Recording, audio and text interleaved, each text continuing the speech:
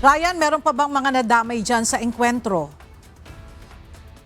Ella, mayroon pang 2 sundalo na sugatan at agad namang itong sinugod sa bagamutan.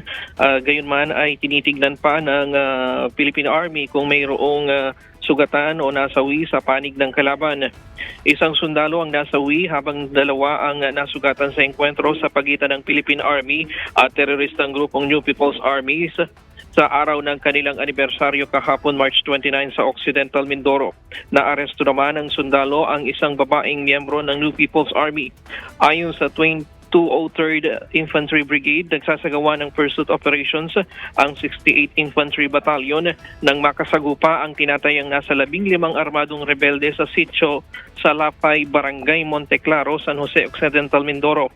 Umabot ng halos 20 minuto ang sagupaan bago umatras ang armadong grupo. Na-recover sa lugar ang engkwentro, ang isang M16 rifle, granada at mga bahagi ng improvised explosive device o IED. Agad dinala sa ospital ang 2 sugatang sundalo para sa atensyong medikal.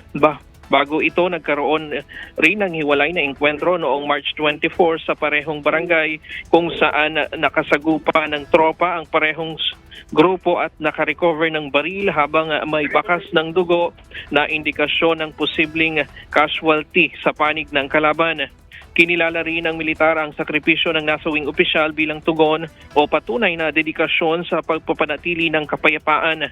Binigyang diin ni Colonel Michael Aquino, tagapagsalita ng 2ID, na ipinagpapatuloy ang serye ng operasyon upang pahinain ang kakayahan ng armadong grupo at pigilan itong makapag-regroup.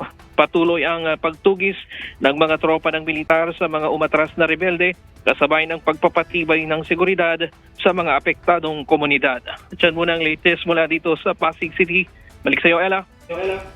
Maraming salamat, Ryan Lacanlale.